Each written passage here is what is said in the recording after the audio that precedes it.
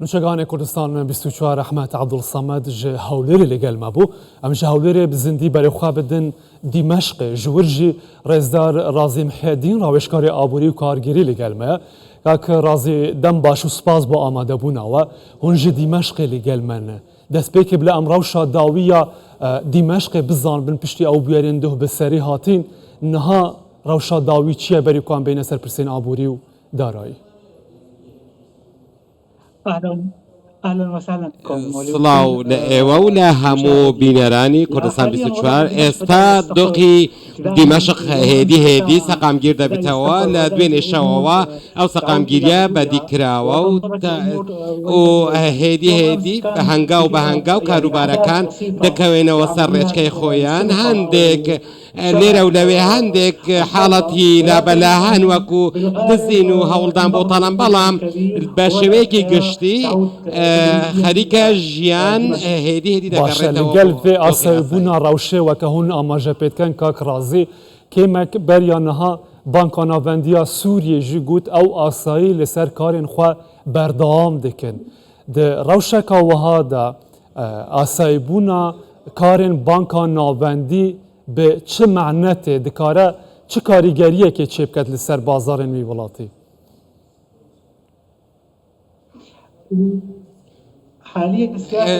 استا سياستي نختيني و ابوري اولتا هدي كار اصلا كاريك دكريت بو راي كردني معاملك درايا كان بو اوي كاريجر لسر ابوري سوريا نبت و هر وها بتماني تواو خريكه لا خلق دروز دبت بو سياسه درايا كاستا ريچكه كغيرا وتبر لا سوريا بقشتي ولا دمشق بتايبت هر وها كتبنداني لسر آبوری سوریا داندرابون بله نها خلق دوی روشک و آسایی بویا زیادتر معامله به چه دراوان دکتن بانکان آوندی دی بیشتن آسایی جاره به لیره معامله بکن لیره آسوری بالي اما باليري سوري معامله دكريت بالام ريغي بيدرا وكبدرا وكان دي كيف دولار يان دراوي كي كاش معامله بكريت بالام زياتر تركيز خراوه سر ليري سوري وزياتر متمانه استباليري سوري دكريت وخلق متمانه زياتر بودرو بديتنا و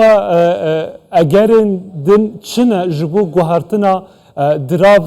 ليري سوري انكو گوهرتنا به چاپکا دنیا نو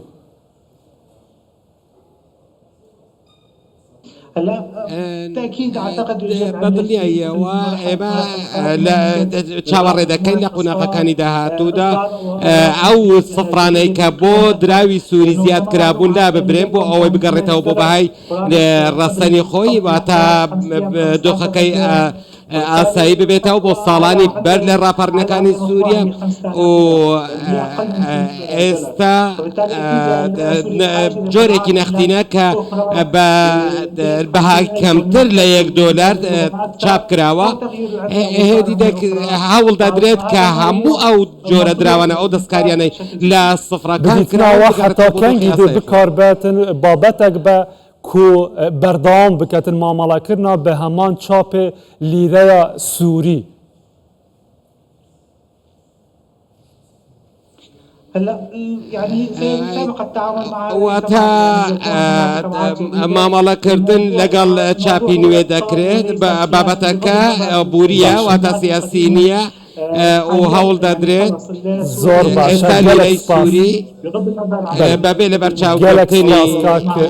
بله اعتقد حاليا هروها من لو باوردم ك اگر بمشي ويا بردوام بيت او دوخي دارایی و نختینایی لسوریا برو باشتر هنگاودن زور سپاس رزدار رازی محیدین روشکاری آبوری و کارگیریج دمشق لگل مبو